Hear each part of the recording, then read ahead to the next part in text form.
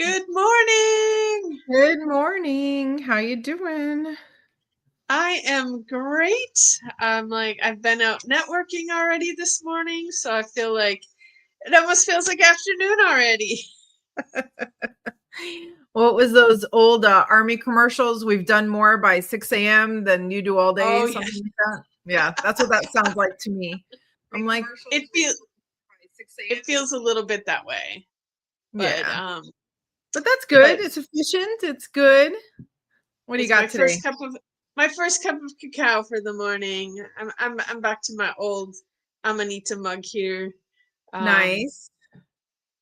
Yes, I still am on a mission. I love, you know, Pam sent me a really cool, and here she is. Because speak of the goddess, um, Ooh, she's on live. Good morning, Pam. she How is are on live you? with us today. We're so excited she's here. Um, I love, she sent me that mushroom mug, which is so amazing, and I love it.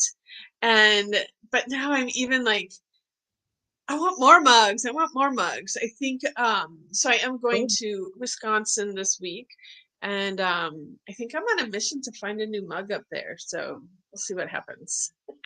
When you set your intention, the universe provides. Exactly. The other day I walked into one of my favorite little stores and yet again another mug spoke to me. And it actually, this is a really interesting story because I had just watched well, no, sorry, let me do this in order. So I walked into the store, the mug spoke to me. It's apparently my new favorite ceramicist, Holly. So I'm gonna unveil my new mug. Oh, Beautiful. And then whale. let me see if you can see the bottom. Hang on. An octopus. Can you see it? Oh my. Wow. But wait, there's more. It comes with this saucer. And then look at the Oh, saucer. Isn't that beautiful? and the little fishies on it. All the little fishies and there's bubbles Oh. and everything. So what's interesting is that I have been playing this Lemurian yeah, I like having soundscapes in the house while I'm here. I don't like dead silence. Like I don't know, for whatever that's worth. But I always have something playing and it's, I even have like I call my house the Fifth Horizon. I have a playlist called Fifth Horizon Ambiance. And so there's different moods in there, but one of them it says Lemurian something. And it's these underwater sounds, ethereal, very cool or whatever. And then I watched this whole TikTok about, and you probably know about this, about a Aboriginal tribe in Australia where they communicate with, I don't even know what, extraterrestrial beings, and it has a connection to whales, and then how the whales show up and they communicate. And I'm like, okay, that's really interesting that I bought a whale mug and I saw this whale video and I've been playing this Lemurian music. And so again, it's just really interesting how all these things are weaving together, and like the digital stuff, I get it, right? There's an algorithm out there that's connecting all of these little dots behind the scenes. But how did they know that I went and got myself a cool mug with a whale?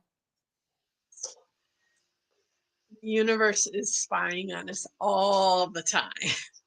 Like, you think AI is really cool and it's like capturing all the things. No, source, the universe, that's who's really capturing all of the things. Honestly, always listening, always listening. This is why we keep going back to words matter and, words are spells. So be careful what you say. Absolutely, absolutely. Um, Anything exciting happening this weekend for you? Or that happened this past weekend? I feel like this past weekend was 7 years ago. I don't even remember this past weekend.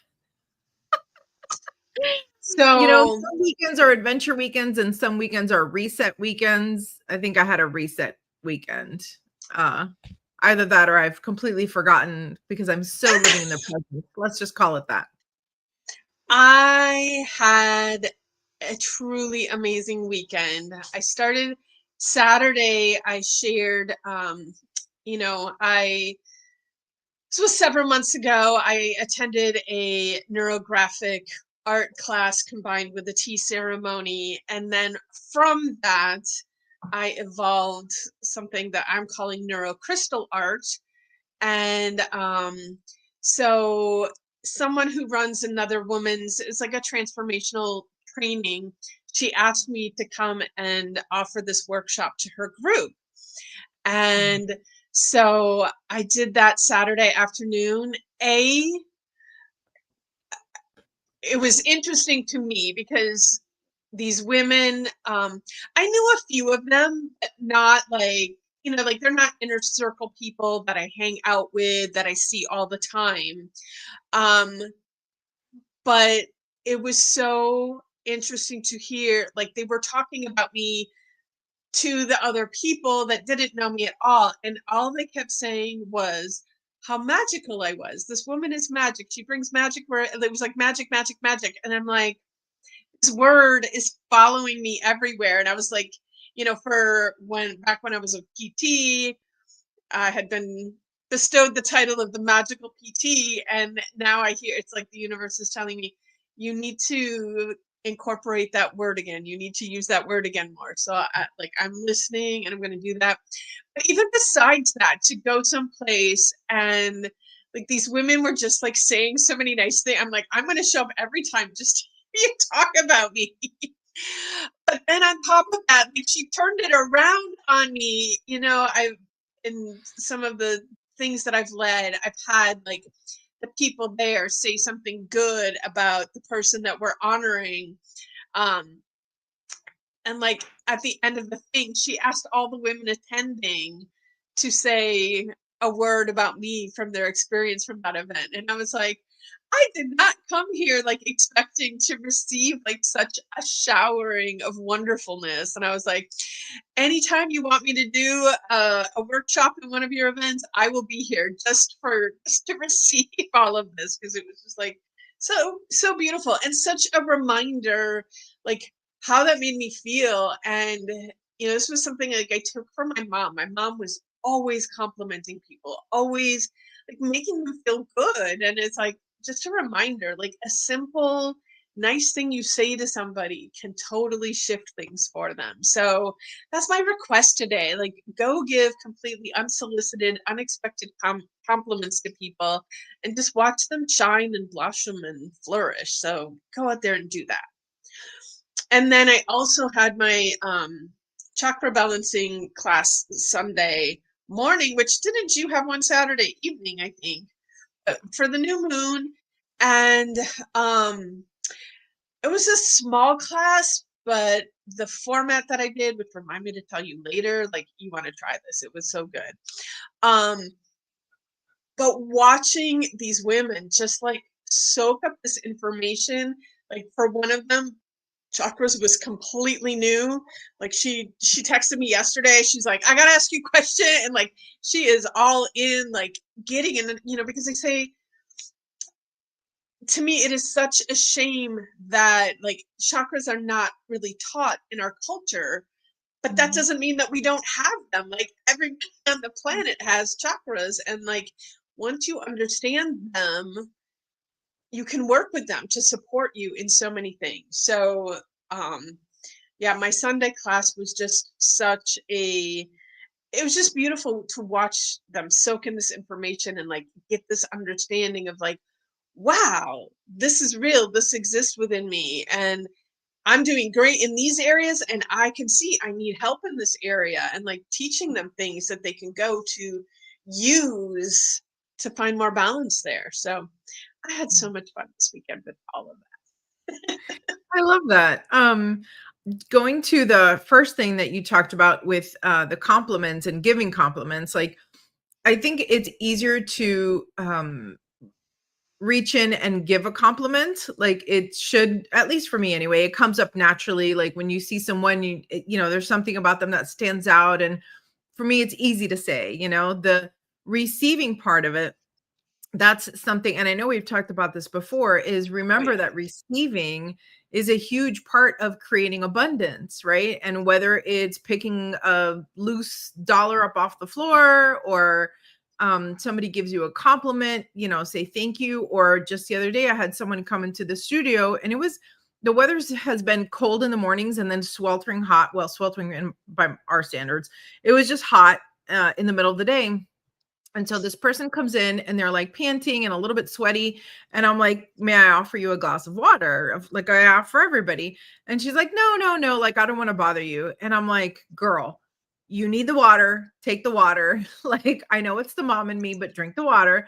And also remember that this is the first step to abundance, is receiving and saying, okay, when something is offered to me, I'm going to accept it. Now, obviously use discretion. We're all grown adults here, but don't we think not bothering someone is doing them a favor, and it's not. It's just the opposite. I'm reminded of that experiment with the mice where the scientist created like a mice paradise where there was like they didn't want had can you still hear me? There we Yeah. go. They had unlimited food, they had unlimited shelter, comfort, the temperature was ideal. And after a certain amount of time, the society devolved and imploded, and they finally all died out because they didn't have purpose. And that's what the experiment proved, is that it has nothing to do with resources, it has to do with purpose. And so when you show someone that you need them, that they make a difference, that's better for everybody. It's better for you because you're receiving, it's better for them because they're creating. And so, that's the cycle of abundance. So number one, don't forget to receive as much as you give. It really needs to be symbiotic.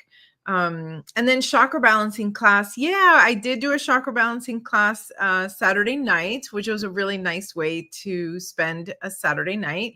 Also had some folks that were fairly new to chakras. And one of the things I love the most about that conversation is creating a space between like the concept of why am I the way that I am, and why is this happening to me, and how is it my fault, as opposed to thinking about chakras and energies and having that be a neutral, independent thing, right? I feel anxious is not I'm a bad person and I can't control my mind. It's more like, hey, my root chakra is not quite aligned. Let me focus and do some work on that. And so it creates this separation between this is my fault and I have something that is going on that needs to be addressed. So from a psychological, like mental health standpoint, even if you don't believe or you don't understand, like it just creates for me such a beautiful space, to work with chakras like that. So yeah. Yeah.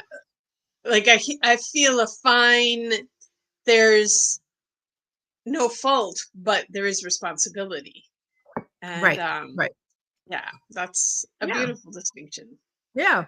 Which leads right into our question for today, fault and responsibility. How to release old labels and rewrite your soul story. So tell me how that shows up for you. I feel like this is like my story, although it can be everybody's story. But in most recent times, like where this falls is me releasing the label of physical therapist and being, stepping into this new space of I have a ministry. And one of the things that has been, it's been, it makes me so aware of this whole issue with labels, because now people are, well, what are you now? What do you call yourself? And for simplicity, like I would tell people I'm a holistic healer. But interestingly, like even that, like it doesn't resonate with me. It doesn't sit right with me. And so I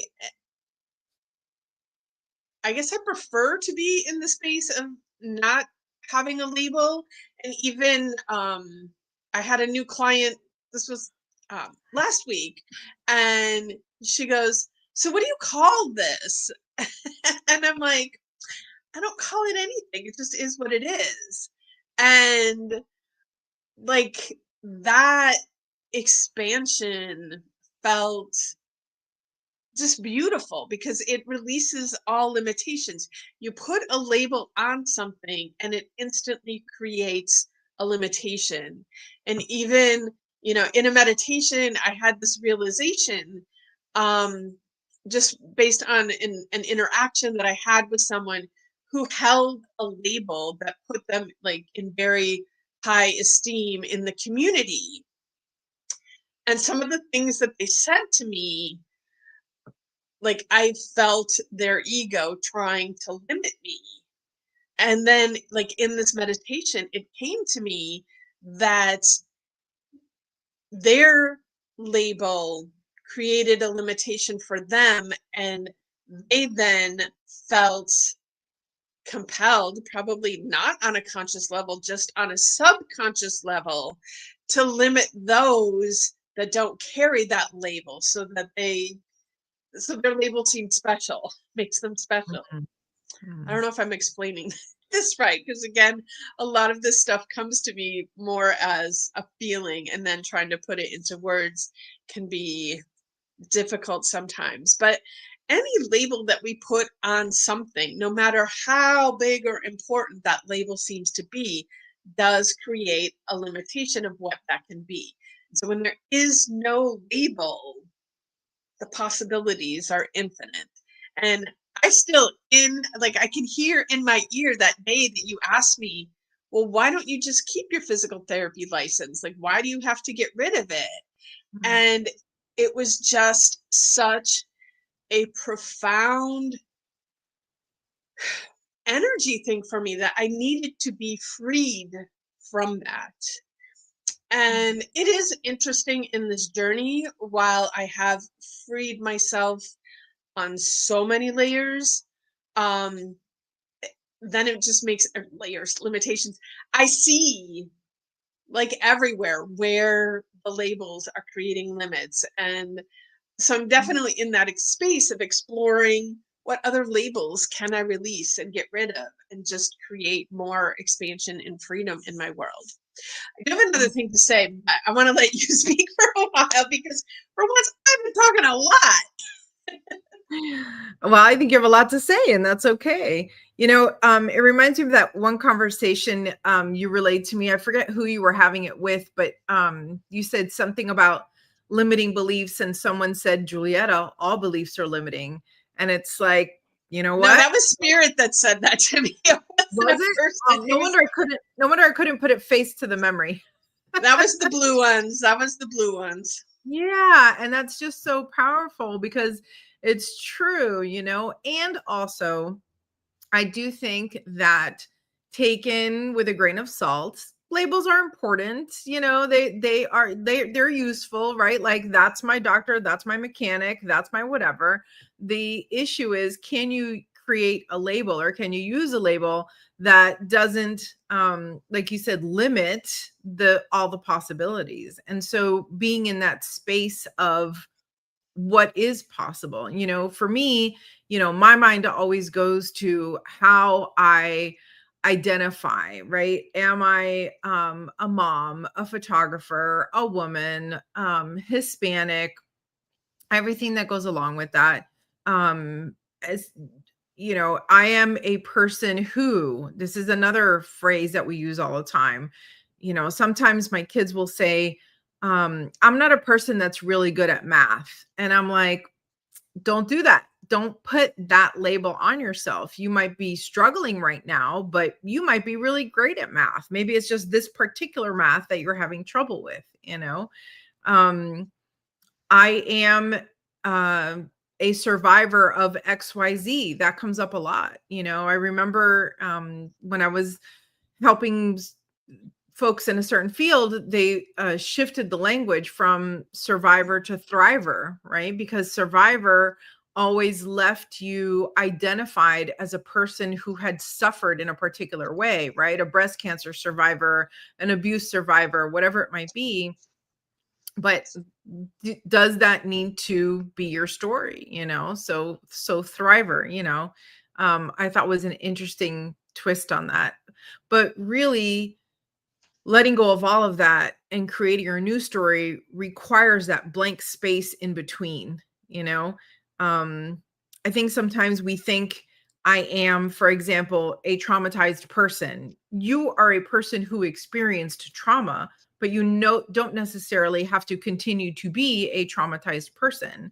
And so you can become something else. And it doesn't, it doesn't have to be a one-to-one. You could be like, okay, this happened, and now I'm going to create some blank space, and I'm going to imagine and create my future, my new self. And your new self can have this as part of the story because it did happen, but you don't have to carry the weight of it, you know? I always like that metaphor of like, I have anxiety, but I'm not going to let it rule me. So I'm going to, I know anxiety has to come in the car with me, but it's going to sit in the passenger seat and you can't touch the radio, your past, put it in the trunk. Like, I get it. It's part of the story, but just put it in the trunk.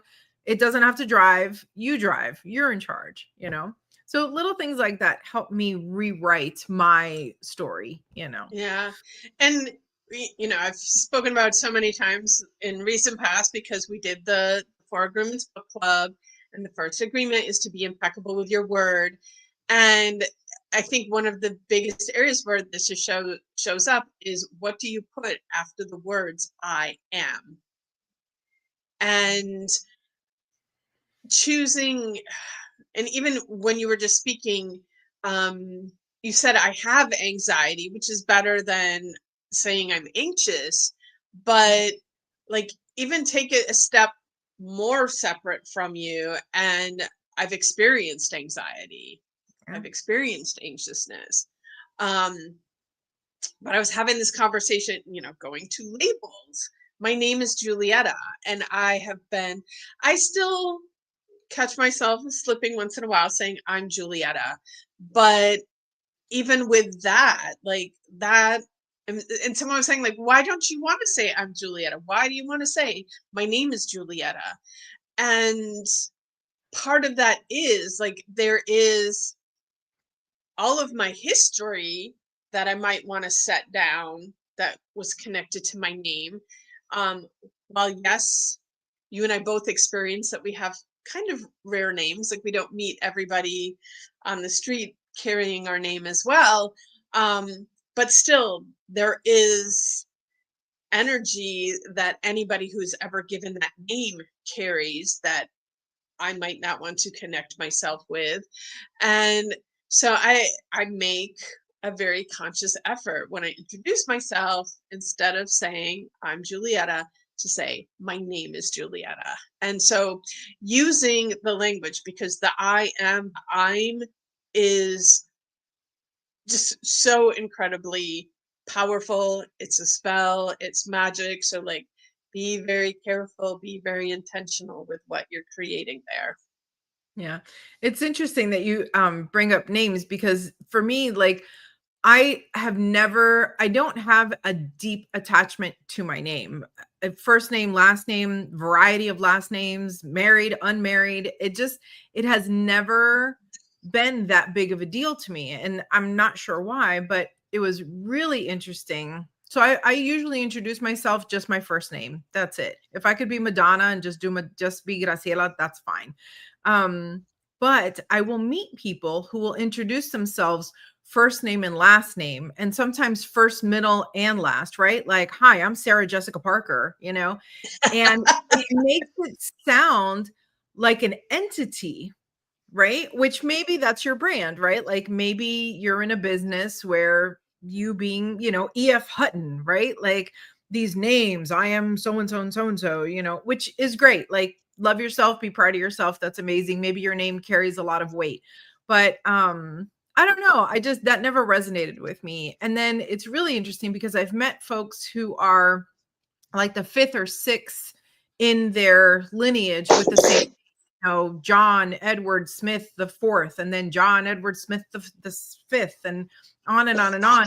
And I find that by the time you get to like the sixth, like that guy's tired. That guy's tired of carrying the weight of all of these generations of men. And am I going to live up to this? And am I going to be good enough? And am I, am I worthy of carrying the name? Like, that is a lot of heaviness, so a name really is an interesting thing. And when we name our kids, like, I don't know, to me, naming a child is it's hope.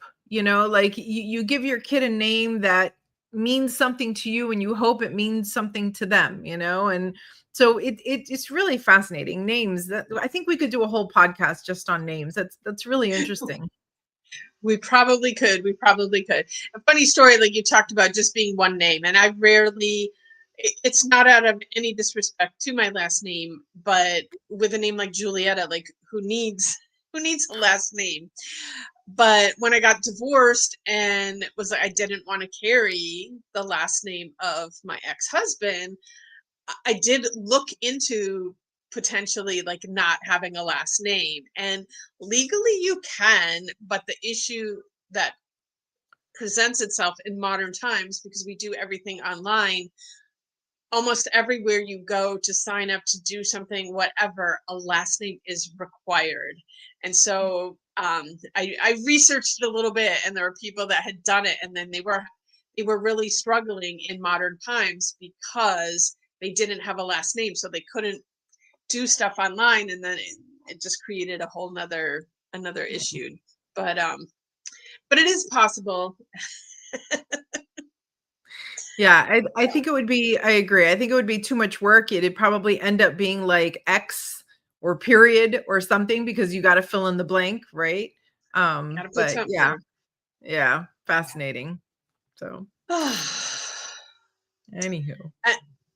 um and I'm laughing because this I had a story that came to me, and I was like hoping it would come to me before we got to the end of our podcast to share, and it is still out there in the ethers. It was a beautiful label story, and it's just, I don't know where it went. It's somewhere out there. Well, you went for a walk. Someone else is telling the story. When they're done, it'll come back to you.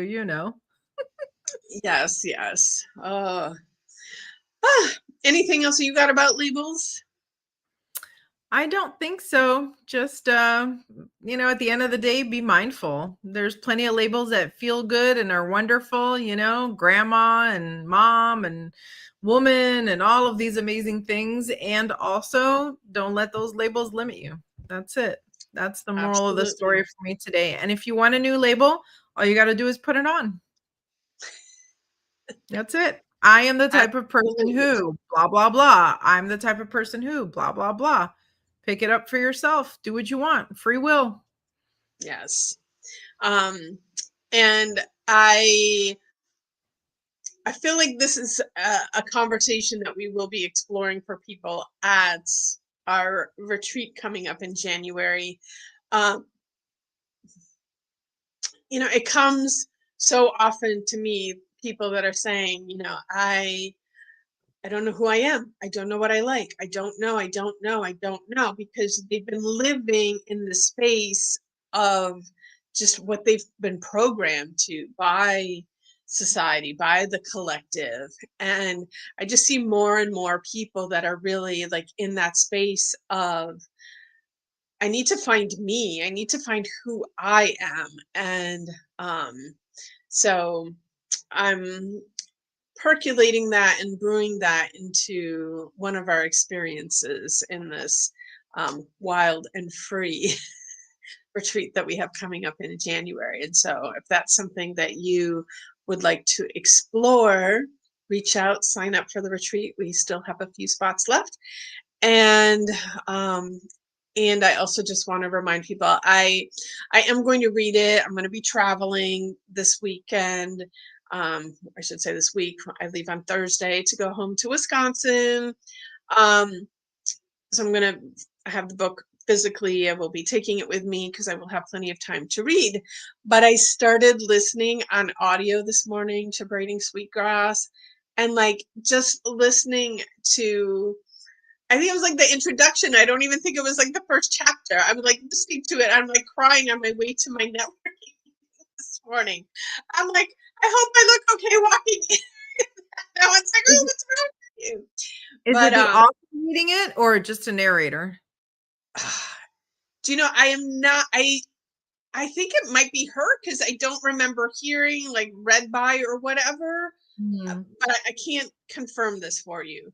But I am really, really looking forward to this reread and sharing it and being in community with this book because, you know, the first time I just pretty much read it myself. I think you and I talked about it a little bit, but I'm super, super looking forward to reading this book again and reading in community. And I know it's going to hit me at such a different level this time than what I mean. It was amazing the first time, but I know coming around the next time, it's going to be more, Yeah, more, more, it's more. it's absolutely the perfect time in all of humanity to be reading that book for sure. Yes, yes. And the other thing I want to share before we sign off, today is a special day. We are going to do a second episode at noon today, and we are having a guest, which is, you know, for the first, I don't know, 100 and some episodes, we always had a guest on the show. Well, not always, but most of the time we had guests on the show. And we kind of let that lie for a little bit. But because of our success as a podcast, we have more and more people reaching out to wanting to be a guest on our show. And so we have one. And so we'll be here live again at noon. And we hope to see you there as well. I'm very excited. Can't wait. Yes, yes, yes. All right. I think that's a wrap. I want to wish everybody a magical day, and hopefully we see you at noon. See you later.